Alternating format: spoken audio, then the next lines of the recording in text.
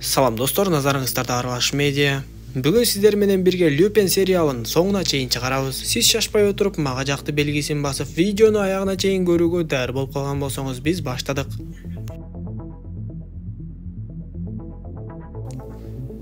Бөлүмдүн башында дипломат көтөргөн бир адам көчөдө басып бара жаткан кезде, аны белгисиз адам сүзүп кулатат да, андан соң дипломатын алып качып жөнөйт. Ошол жерде турган Асан болсо ага жардам көрсөтмөкчү болуп, орунун аркасынан чуркап кетет да, бир канча мүнөттөн кийин кайтып келип дипломатты кайтарып берип, бардыгы ордунда бекен текшерип коюңуз деп айтат. Ал адам бардыгы ордунда экен деп Асанга рахматын айтып, Асан болсо ал адамга эч нерсе эмес Люка деп эле басып кетип калат. Ал адам болсо таң калган бойдон эле калып, көрсө анын аты чындап эле Люка болчу экен. Ал эми Пелегринини кармап келген детективдер болсо, Пелегрининин маңдайына Асан менен Леонардтын сүрөтүн коюшуп, буларды тааныйсыңбы деп чекеден сурактарын кое башташат. Анда Пелегрини тайсалдап тыңгылыктуураак жооп бербей, убакытты созуп жатса эле ага кимдир бирөө телефон чалып калат. Анда Пелегрини башкы детективге министр сиз менен сүйлөшөм деп жатат деп телефонду берип, башкы детектив болсо министр менен сүйлөшкөндөн соң Пелегринини кое берип жибергенге аргасыз болушат. Анткени министр жана башка жетекчиликтердин айтымы боюнча, алар Пелегриниге кандай гана күнөө такпасын,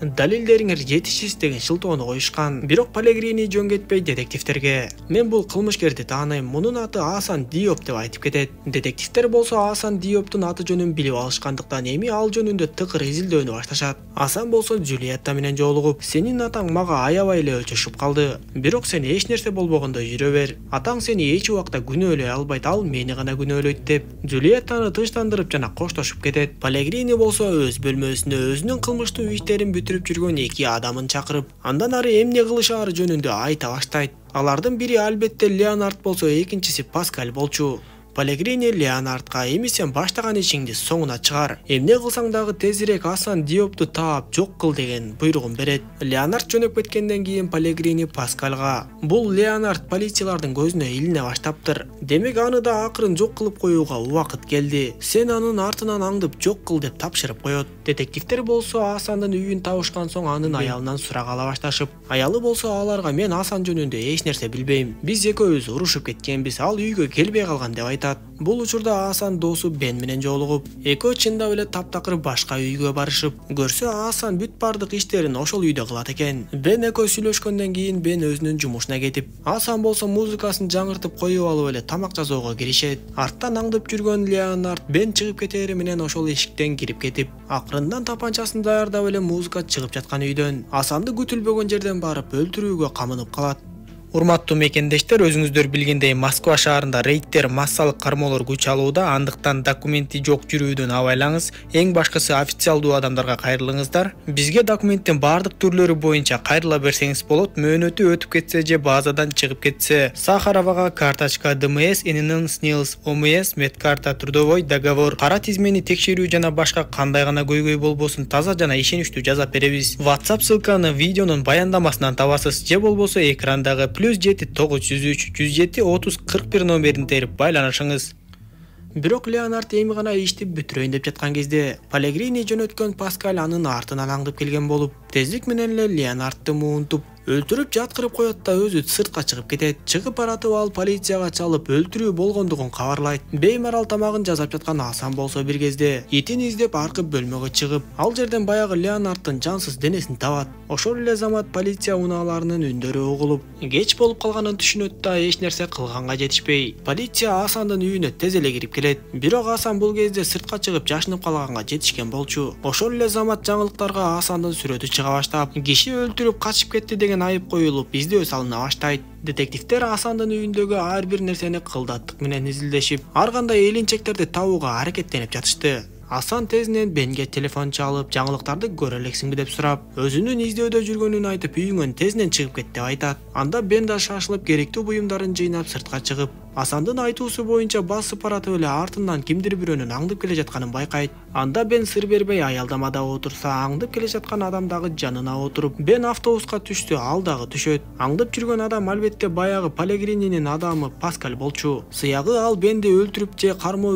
үчүн ыңгайлуу мезгилди күтүп жаткандай. Анда Бен дагы айлакерлик кылып, автобустун эшиги жабылганы калганда сыртка секирип кеткенге үлгүрдү. Ошол эле замат аны Асан таап келип, экөө тең телефондорун ыргытып салышат да, эч эч кимге билинбей андан ары жок болушту. Гедира болсо дагы эле Асан Диоп жөнүндө баш катырып, деги анын Пелегрини менен кандай байланышы бар экенин аныктай албайт. Көп өтпөй полициялар Асан менен Бенди дагы бир жолу таап ала жаздашып, бирок бул жолу дагы алар кичинекей кездеринде ар дайым кыдырып жүрүшкөн. Музейге айланган байыркы үңкүр аркылуу качып кетүүгө мүмкүн болот. Гедира болсо баягы табылган Асандын үйүнө барып, бир илинчек таптыбы айтор чукулап жатып эле. Асан Гедирага айткысы келген флешканын катылып турган жеринен табат. Ал эми Пелегрини болсо кеңешчисине айланган Филипп жана Дюмонду да кошуп алып, жакында боло турган кайрымдуулук кечесинде канча деген көп суммадагы акчаларды кантип иштеп коюшары жөнүндө сүйлөшүп жатышкан. Гедира флешканы иш ордуна алып келип карай баштап, ал жерде Пелегрини жана Дюмон жөнүндө бир катар маалыматтар менен кошо, баягы Дюмонду уурдап кеткенде ал бүт бардыгын мойнуна алган видео дагы бар экен. Кайрымдуулук кечесиндеги бардык акчаларды өзүнүн эсебине өткөрүп алууну көздөгөн Пелегрини Филипп айткан технологиянын жардамы менен бардык акчаны өзүнө котормокчу болот. Филипп болсо ошол технологияны алып келип, чоң сандыктан турган 15 бирдикти имаратка киргизе баштайт. Бул кайрымдуулук кечени уюштуруп жаткан Пелегрининин кызы Джулиетта болчу. Бирок кызы жакшы иштер менен алектенгени менен атасы акчаларды кайра эле өзүнө алып, дагы эле акчага жутунуп жаман иштер менен алектенип жүргөнүн албетте Джулиетта билген жок. Кийинки көрүнүштө баягы дипломат көтөргөн Люка деген адам Пелегриниге келип жолугуп жатканын көрөбүз. Көрсө бул Люка деген адам Пелегрининин кайсы бир тармагынын жумуштарын алып барат экен. Ушул Люка деген адам аркылуу Пелегрининин бир топ маалыматтарын билип алууну көздөгөн Асан менен Бен келип Люканы атайлап сүзүп анын дипломатын уурдап кеткенде, Асан ага жардам беримиш болуп артынан чуркап, бирок Бен ошол эле учурда ал жактан өтө көп маалыматты билип алганга мүмкүн болот. Асан ошентип эч билдирбей эле бир канча мүнөттөн соң Люкага өзүнүн дипломатын кайтарып берип койгон болчу. Анан да Асан менен Бендин мурунку пландары көрсөтүлүп, алар китепканада Арсен Люпендин китептерине кызыккан адамдарды изилдей башташат. Бир топко изилдеп акыры өздөрүнө керектүү адамды табыштыбы айтор. Ошол жердеги бала Арсен Люпендин күйөрманы экенин билишип, анын жүргөн турганын айлакерлигин да байкашкан соң, өздөрүнүн сунушун коюп ал бала менен сүйлөшө башташат. Алар ал балага кымбат баалуу бриллиант бере турган болушуп, ал бала болсо өзүнүн өңүн түсүн өзгөртүп, көз айнек тагынып, Филипп деген атты жамынып Асан менен Бен түзүп берген пландуу ишти аягына чыгармакчы болот. Биз ушул жерден жанагы Пелегрининин кеңешчисине айланган Филипп деген бала бир топ убакыттан бери Пелегрининин ишеничине кирип,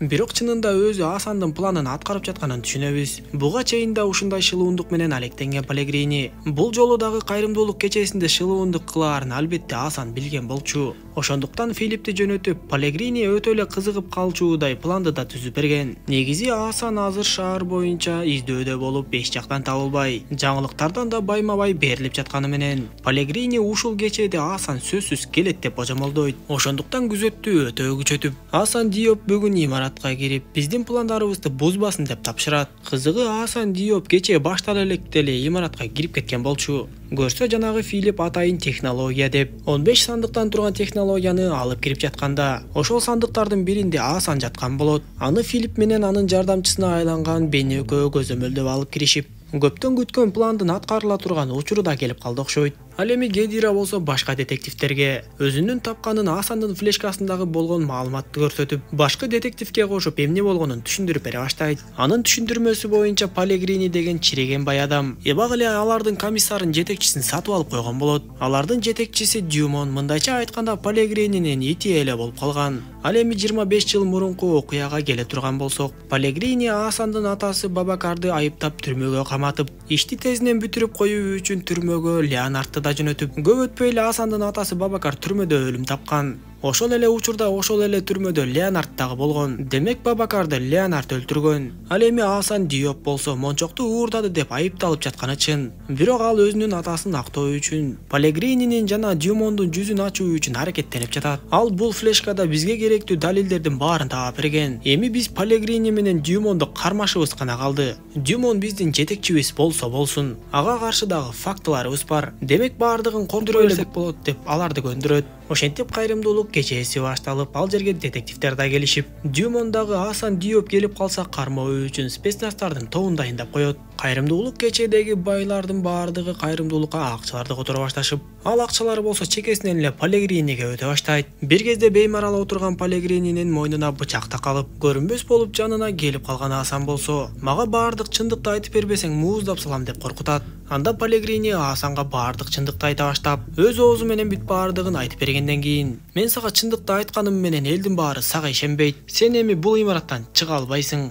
Акылың болсо келбей эле койсоң болмок" деп айтат. Өзүнө керектүү сөздү уккандан кийин Асан ал жерден шып жоголуп, имаратты тегеренип качып Пелегрининин адамдарынын шайын кетирет. Бир тобунун эсин оодарып тынчыткандан кийин сахнага чыгып бар чындыкты элге айтууга жөнөйт. Бирок аны сахнага чыгарбай Дюмон аркасынан токтотуп калып, алып кетейин деп жатса, Дюмонду аңдып келген өзүнүн детективтери жетип келет. Алар баардык чындыкты билип калгандыктан Асанды кармоонун ордуна Дюмонду кармашып, Дюмон болсо өз жетекчиңерди кармайсыңарбы деп таң калып калат. Башка детективтер Асанды дагы кармап калалы дешип, бирок Кедира дагы Арсен Люпендин күбөрманы болгондуктан адилеттүүлүк үчүн күрөшүп жаткан Асан Диопко бир мүмкүнчүлүк берүүнү чечип, кесиптештерин токтотуп Асан айтуусун айтып алсын дегендей кылат. Анда Асан түз эле сахнанын ортосуна чыгып барып, Филипп менен Бен болсо чоң экранга Пелегрини жана Дюмондун мыйзамсыз иштеринин баардыгын чыгарып беришет. Асан өзү болсо элге кыйкырып: "Менин атам Бабакар күнөөлүү болгон эмес, ага жала жабышкан. Журналист Фабиан Бериону дагы өлтүргөн ушул адам. Менин атамды айыптап түрмөгө каматып өлтүрткөн дагы ушул адам. Баламды уурдап кетип менин үй бүлөмө коркунуч жараткан дагы ушул адам. Анан да эң негизгиси, чыныгы ууруу адам деп ушуну айтса болот.